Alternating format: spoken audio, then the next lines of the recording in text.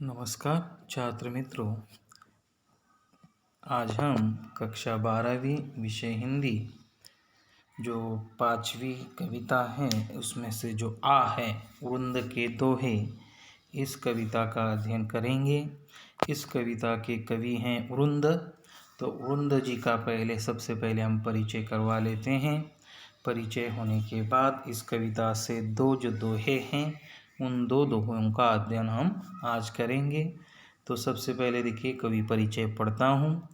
माना जाता है कि कवि उरुंद जी का जन्म 1643 को मथुरा में हुआ। रीतिकालीन परंपरा के अंतर्गत आपका नाम आदर के साथ लिया जाता है। आपका पूरा नाम वृंदावन दास है।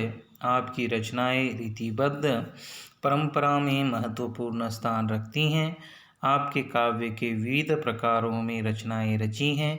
12 मासा में 12 महीनों का सुंदर चित्रण किया है। तो यमक सतसई में विविध प्रकार से यमक अलंकार का स्वरूप स्पष्ट किया है। आपके नीतिपरक दोहे जनसाधारण में बहुत प्रसिद्ध हैं और लोक व्यवहार में अनुकरणीय हैं। आपकी भाषा सहज, सुंदर तथा लोक भाषा से जुड़ी हुई है।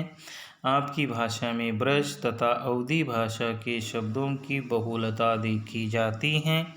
आपके द्वारा दिए गए दृष्टांत आपकी भाषा के साथ साथ भाव और कथ्य को भी प्रभावयुक्त बना देते हैं। आपका निधन 1930 में हुआ। उरुंद जी का जन्म 1643 को माना जाता है, निश्चित नहीं है यहाँ पर। तो सबसे पहले आपको उनके बारे में देखना है, उनके बारे में समझना है।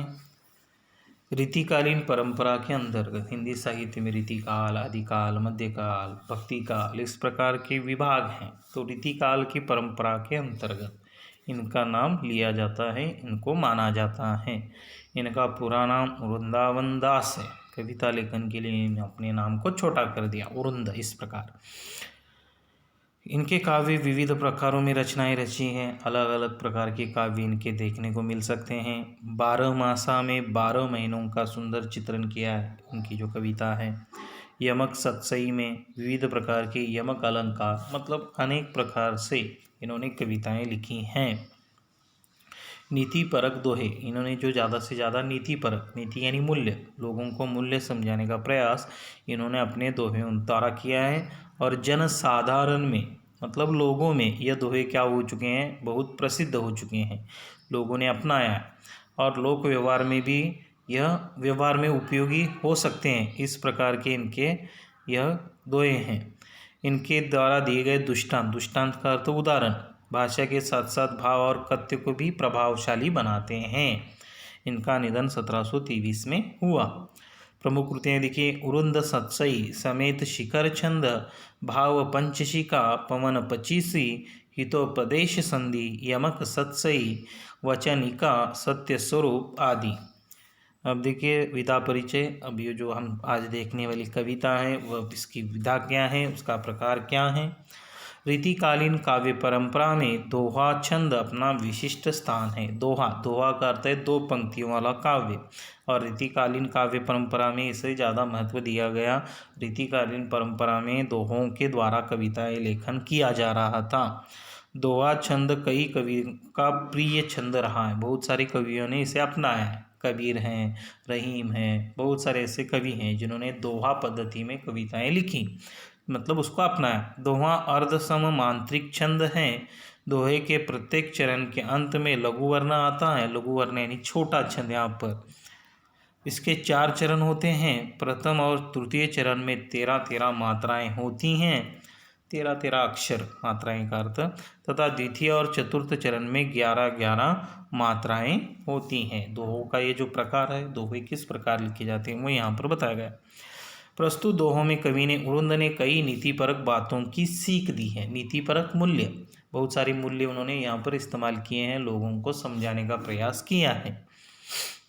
विद्यारूपी धन की विशेषता, विद्यारूपी मतलब जो विद्या होती है, ज्ञान जो होता है वो क्या होता है, उसकी विशेषता क्या है, खर्च करने से, मतलब पढ़ाने से, देने से और भी बढ़ता है।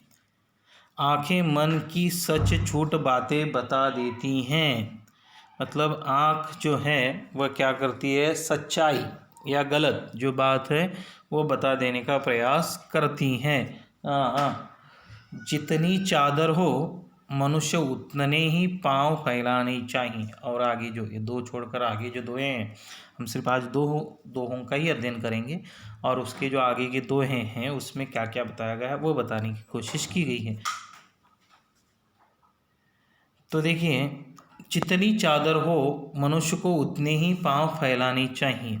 तब देखिए मराठी में कहावत है, अंतरून पाहून पाय पसरावे। मतलब जितनी अपनी योग्यता है, जितनी हमारी परिस्थिति है, वैसे ही हमें अपना जीवन बिताना चाहिए। व्यवहार में कपट को स्थान नहीं देना चाहिए। हम जो व्यवहार करेंगे उसमें बिल्कुल भी कपट का स्थान हमारे पास नहीं होना चाहिए। मतलब व्यवहार सच्चाई के साथ हमें करना है। मतलब नीति परक जो मनुष्य के लिए आवश्यक गुण है, मनुष्य के लिए जो आवश्यक मूल्य हैं, वही उन्होंने अपने दोहों में बताने का प्रयास किया है। बिना गुणों के मनुष्य को बड़प्पन नहीं मिलता। मनुष्य बड़ा जो है गुणों के बिना बिल्कुल नहीं हो सकता। सिर्फ दिखावा कर कर वह बिल्कुल भी बड़ा नहीं हो सकता। या किसी घर में जन्म लिया है तो वह बिल्कुल बड़ा नहीं हो सकता। उसके पास योग्य गुण होने चाहिए, तभी वह बड़ा होगा। दुष्ट व्यक्ति से उलझने पर कीचड़ हम पर ही उड़ता है। दुष्ट जो व्यक्ति है उससे लड़ झगड़ कर कोई फायदा नहीं, वह वैसा ही है। हम अपने आप को बदले, हम अपने सही तरीके से रहने की कोशिश कीजिए।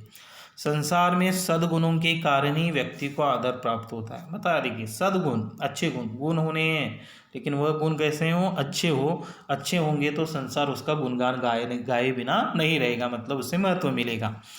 कवि वृंद के दोहों पाठकों को व्यावहारिक अनुभवों से परिचित करते हैं।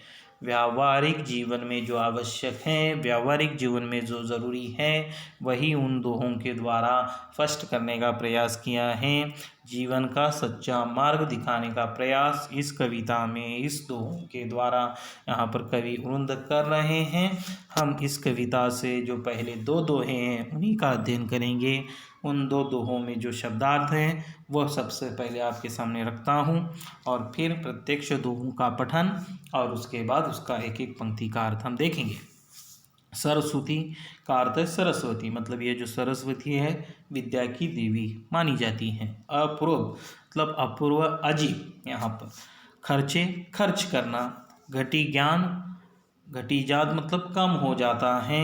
हीय का अर्थ है हृदय, आरसी का अर्थ आईना, हेत का अर्थ हित, अहित का अर्थ अहित।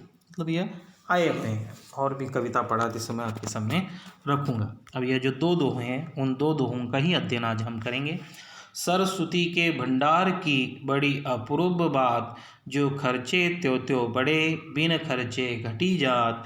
नैना देत बताए सब, हित को हेत अहेत, जैसे निर्मल आरसी भली बुरी कही देत। देखिए यहाँ पर सरस्वती का अर्थ हमने देखा सरस्वती, मतलब ये जो ज्ञान है, भंडार का अर्थ है गोदाम। सरस्वती की भंडार की मतलब कवि वृंद कह रहे हैं यह जो सरस्वती है, यह जो ज्ञान है, यह जो ज्ञान का भंडार है, मतलब यह जो ज्ञान है, यह जो सरस्वती है, इसकी बात बड़ी अपूर्व। अपूर्व का अर्थ है अपूर्व, अजीब, एक अजीब ही है। मतलब ज्ञान की जो बात है, ज्ञान की जो विशेषता है वो एक अजीब है। क्या अजीब है? देखिए, जो खर्चे, इस ज्ञान को खर्चने पर, खर्च करना, मतलब इस ज्ञान को अगर हम खर्च करेंगे तो वह क्या होगा, वैसे वैसे बढ़ेगा, त्यों त्यों वैसे वैसे बढ़े। मतलब ज्ञान को खर्च करने पर क्या हो सकता है, ज्ञान बढ़ सकता है। और यह अजीब बात है, ज्ञान इकट्ठा नहीं करना है, ज्ञान बांटना है, बांटने से बढ़ता है। यहाँ पर कवि कह रहे हैं मतलब यह जो ज्ञान है वो हमारे पास जितना ज्ञान है हम दूसरों को देते हुए जाए। अगर हम दूसरों को देते हुए जाएंगे तो हमें भी नया ज्ञान मिलता जाएगा। तो ज्ञान की बात ही अलग है। बिन खर्चे घटी जाए, बिन मतलब बिना, खर्च किए बिना, वह यहाँ पर क्या होगा, घटी जात। घटी जात मतलब कम होता जाएगा। मतलब ज्ञान को अगर हम हमारे पास ही रखेंगे, हमारा ज्ञान जो है हमारे पास रखेंगे तो वह कम होता जाएगा, यहाँ पर नष्ट होता जाएगा। और उसी ज्ञान को अगर आप बांटते जाओगे, यहाँ पर दूसरों को दोगे, तो वह क्या होगा, और बढ़ता जाएगा। तो यह बात अलग है। यहाँ पर आसान शब्द, नैना देत बताए सब, ही को हेत अहेत, जैसे निर्मल आरसी भली बुरी कही दे। देखिए नैना, नैना का अर्थ नयन, आँख, देत बताए, देत बताए मतलब आँख सब कुछ बता देती हैं। आँख में अगर हम देखेंगे तो हमें सच झूठ सब पता चलेगा। हीय को हेत अहेत, हीय हृदय, हेत अहेत अच्छा बुरा, मतलब हमारी जो आँख हैं वह क्या करती हैं, हित अहित की सारी बातें उसी तरह बता देती हैं जैसे निर्मल, निर्मल का अर्थ है स्वच्छ, आरसी का अर्थ है आईना, मतलब जिस प्रकार आईना हमें भली बुरी, अच्छी बुरी बात दोनों का दिखा देता है, हमारे हृदय में दिखा देता है। आईने में अगर हम देखेंगे तो हमारे चेहरे पर अच्छा है बुरा है ये बता देता है। उसी प्रकार कवि उरुंद कहते हैं कि आँखें जो हैं वह अच्छा बुरा सब कुछ बता देती हैं, उनके पास कुछ भी छुपा नहीं रहता, मतलब जो असलियत है वो पता चलेगी, जो मालूमात है वो लोगों को पता चलेगा, इसमें छुपाना बिल्कुल भी गलत बात है। तो इस प्रकार इस कविता के जो दो दोहे हैं उसका अध्ययन हमने किया, आसान है। आगे की कविता आगे की क्लास में हम देखेंगे, तब तक के लिए धन्यवाद।